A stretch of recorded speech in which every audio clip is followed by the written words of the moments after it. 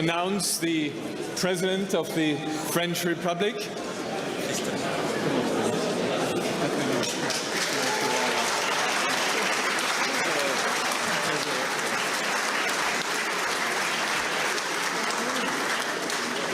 It's wonderful to have him here. The President has been a regular guest of the Munich Security Conference. He was here as advisor to President Hollande. He was here later on as minister. He was here as president. He was here in 2020, and he was here in 2021 virtually. I'm very, very happy that you came to Munich and to tell us about your view of things, and I'm looking forward to our discussion afterwards. Monsieur le Président, c'est à toi.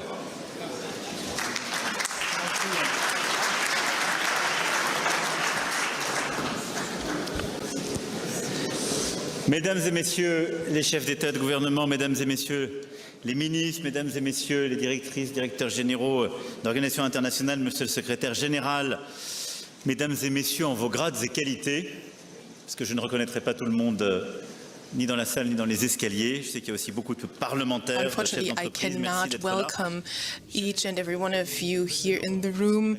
There's company representatives here, Christoph Heusgen, head of the MSC, esteemed friends. I'm very happy that we can get together here today in this spot where for the past 60 years, I believe it is now, discussions have been held that structure our world. Discussions that have led to new considerations in the transatlantic bond.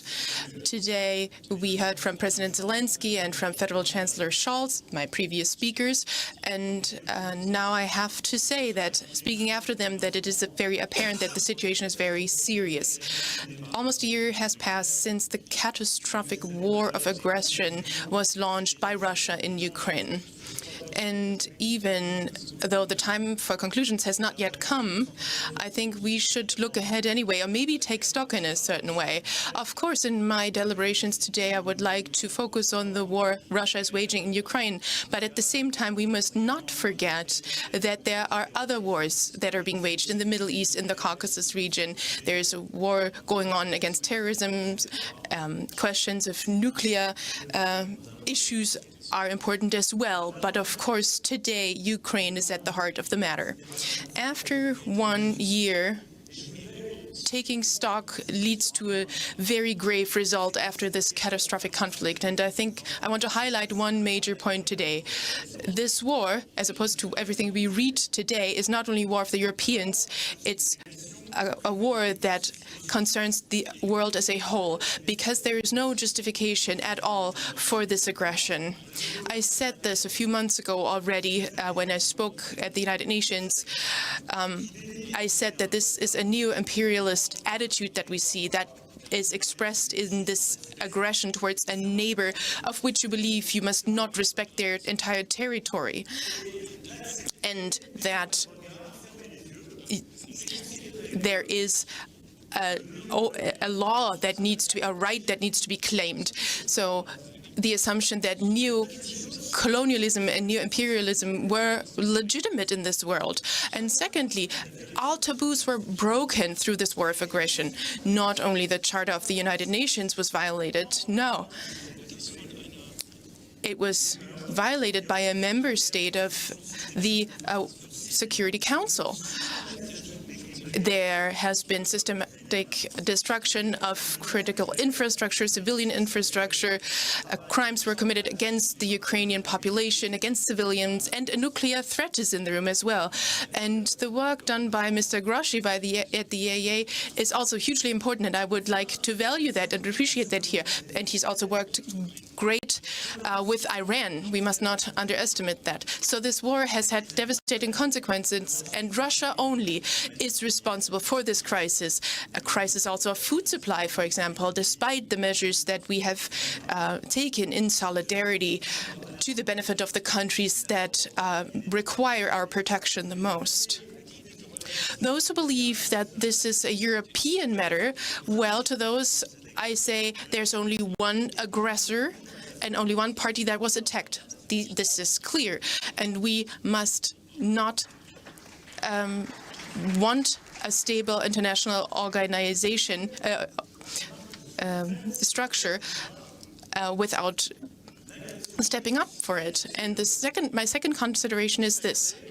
It is the case that Russia's aggression has basically been crowned by 4 clear defeats. The first defeat is the defeat on the battlefield. The basic assumption of Russia was that this war was going to be quick, that Ukraine cannot resist and will fall within a few days or maybe within a few weeks at most, and that the matter was settled. The incredible bravery of the Ukrainian armed forces and the Ukrainian people, of the political leadership in Ukraine especially, and also of those friends who are here today, including the president that we've seen on screen earlier, those that have shown this bravery thwarted this plan. The north couldn't be taken, and then we saw what happened in Kherson. You know, we all remember this, and all this is a defeat of the original military plan of Russia. The second defeat is the defeat of the colonial mentality. So the point was to create confusion, to also create spheres of influence, and to act as though there was a legitimacy for this war of aggression. But that did not work out. Even a year later, this hasn't worked out. So what this is about is to explain that Russia is a power today that creates imbalances and injustices, not only in Ukraine or in the Caucasus or in Africa with the Wagner Group. We have seen this over the past few years. We have seen how Russia proceeds, and I talked to President Putin about a year ago, and back then I believed him in a way when he told me that the Wagner Group doesn't belong to him.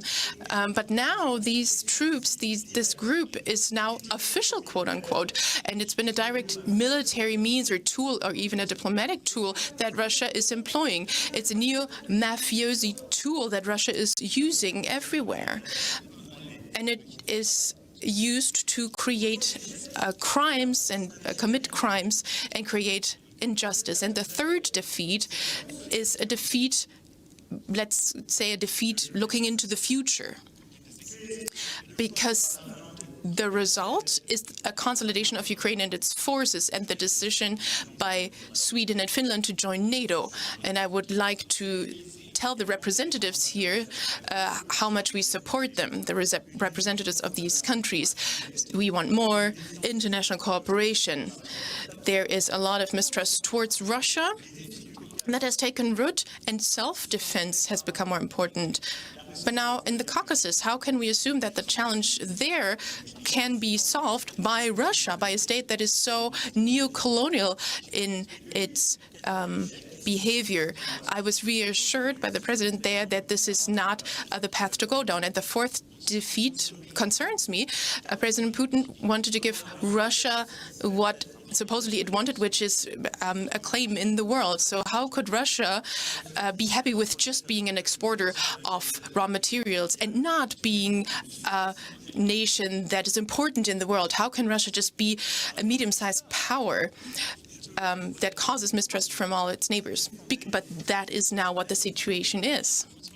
2 years ago, I shared this exact view here. Nobody can change the geography of Russia. Russia will always remain a part of Europe, geographically speaking, and nobody here in this room can solve this dilemma that there is no complete and long-term peace in our continent as long as the Russian matter has not been solved in a reasonable fashion and without complacency. But we have to continue in this spirit, and we have to take this seriously. And this is what I have been underlining time and again. Once the conflict had started, we must not be naive, show unity, act vigorously, and pursue dialogue as well, wherever it is possible. But at the moment, the hour of dialogue hasn't come yet because Russia chose war. Russia chose to even intensify this war. Russia has decided to attack civilian infrastructure and to commit war crimes. For the short term, the solution is simple. Russia must not and cannot win this war, and Russia's attack must fail.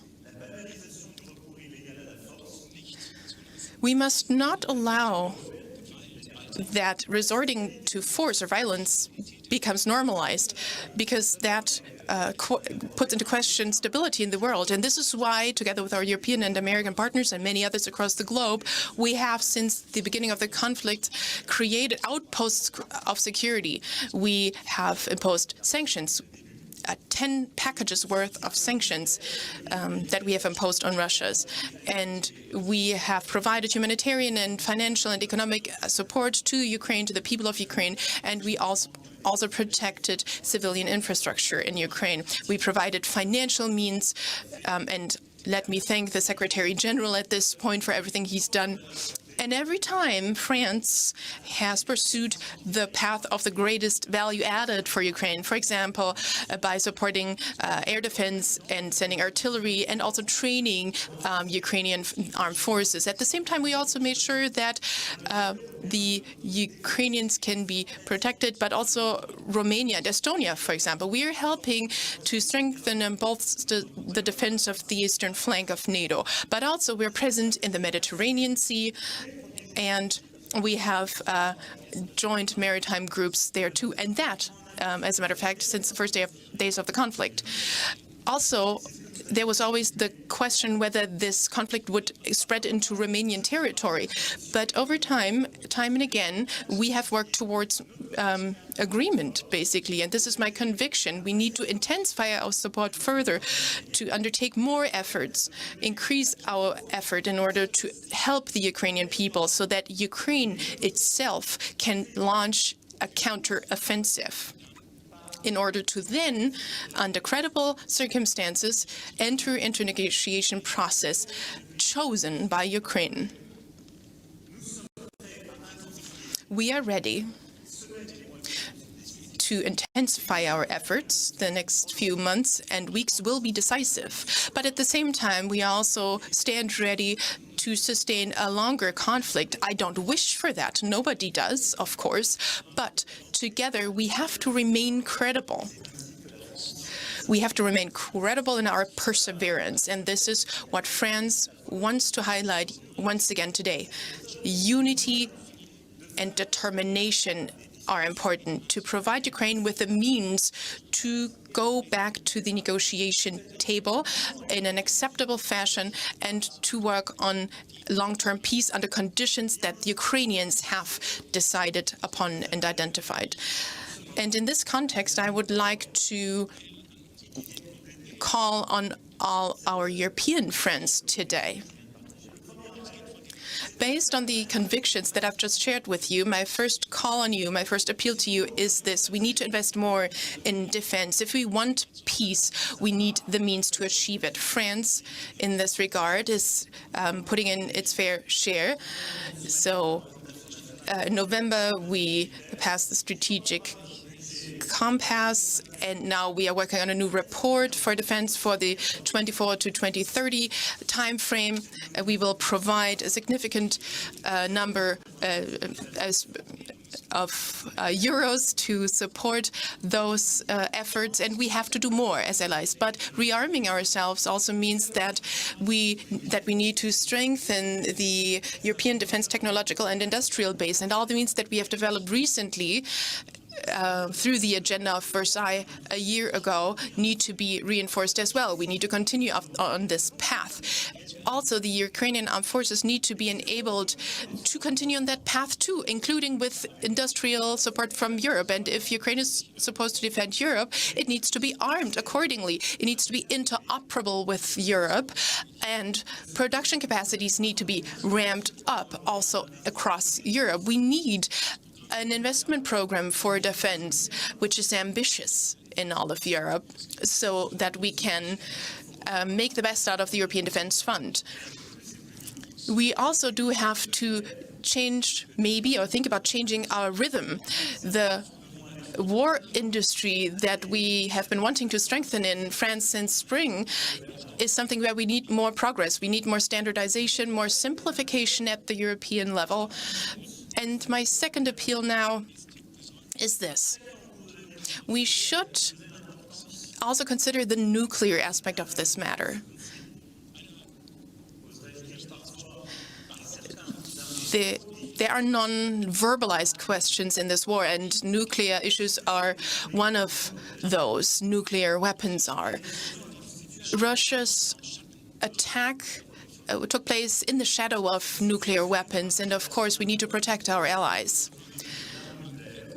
But at the same time, this was also a wake-up call for us. We need to ask ourselves, what role do nuclear weapons play in the EU and in NATO? French deterrence has a very decided spot. Together with the UK, together we are responsible for the security of the alliance. And of course, the Americans play a key role in this regard. And so I wish that once again, we underline the nuclear features of our alliance, and that we consider once again what that means. And I would like to repeat what I said in February at the École de Guerre, a dialogue with our partners on France's nuclear deterrence, and what Europe derives from that is crucial. And thirdly, I would also like to call on all of us to rethink our security doctrine. Europe should, in all questions of arms control, have its place. I'm thinking of medium-range rockets and missiles. At one of the most recent NATO meetings, I underlined, and you may recall how important those weapons are. The United States has decided to not pursue certain contracts or agreements or treaties further, and they concerned our territory, and we were not involved here. So basically, we were a geopolitical minority, and that needs to end. It is about the security of Europe that is at stake. We need to think about this. We need to provide this type of security, and we need to guarantee it together with our NATO partners, but also as Europeans. The INF treaty was discussed over the past few years, but we were not invited to that, and so there is no treaty anymore like the INF, and we have to draw conclusions from that. That would have an added value also for the European defense posture, and would strengthen our capabilities in defense and reinvigorate them as well, if we had a tool like the INF Treaty again that no longer exists. And that also ties in with a more general topic that Federal Chancellor Scholz just brought up, which is air defense here on the European continent. And I think it was right that President Scholz raised the issue of air defense. We, Germans, British, French, who want to join in this effort, should have a conference on air defense in Europe. We should have a conference on that, including with industry representatives, inviting all those who have solutions to offer here. But also from a strategic point of view, we need to consider this, especially from a strategic point of view. But at the same time, deterrence and effects in the depth need to be considered. This is a central question for Europe. Europe needs to have its place in a future security order. My fourth appeal to you is this. What mechanism could we have that could prevent a cycle of aggression? We need a framework of transparency, of predictability in Europe, with simple principles like inviolability of borders, sovereignty of states, the stabilizing role of Europe that we should underline. So we need an architecture that is credible with arms control. And finally, we also need a framework that prevents crises, including long-term crises on the continent. Of course, we can use existing structures like the OSCE, and of course, Europe needs to be at the heart of this. I'm not thinking dogmatically here. There is the EU, yes, but I think we need to think Europe bigger, just as we've done through the European political community that has to play a special role in this regard. Some partners have decided to leave the European Union, but they're a member of the European political community. They are partners in energy and security, and they share so many topics with us. And there are other countries that want to join the European Union, and I hope they will do it. Today, they're quite far from it. I think Norway and the UK, Moldova, Ukraine, this is a European political community that has the opportunity to prevent crises like that and to create the architecture I just outlined. I would like to reassure the President of Moldova of our support once again. She's facing so many challenges and has faced them and mastered them. So we need a space for cooperation on our continent. And NATO plays a very fundamental, a key role here. And the last few months have shown that all those who believed that the strengthening of the European pillar within NATO was a threat for NATO have understood now that this basically strengthened our alliance, because, of course, this is just logical to act this way, and that with this we have shown our determination to reach strategic goals together. And now 2 more appeals to our European partners. So my 5th appeal: in addition to the current conflict, we need to pull together in the future when it comes to other conflicts that are a threat to us already now. There is a risk that we're all facing. It's the risk of something that could happen in the next weeks or months, which is more geopolitical shifts.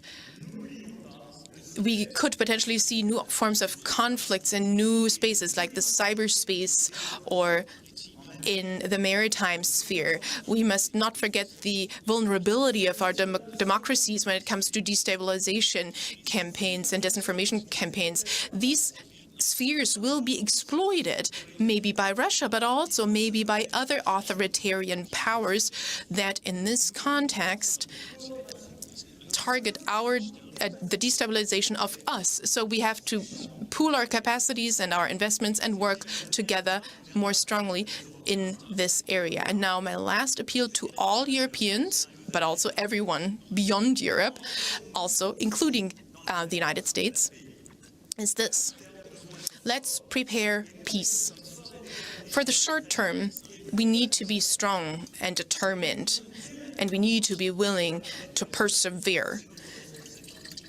Already now, we need to prepare the conditions for peace. This is our responsibility. But this is not about making bad compromises. No, we need a credible peace, because a credible peace will be durable. But we will have to be prepared and create the conditions for this peace. And that means that we need to work with everyone, let's say in Asia, in the Indo-Pacific, in the Middle East, in Latin America and Africa. We need to be in touch with our partners in those regions who maybe do not fully share our views that I just outlined. And as I said earlier in the beginning, we are often being accused of not speaking the truth, of not being quite honest.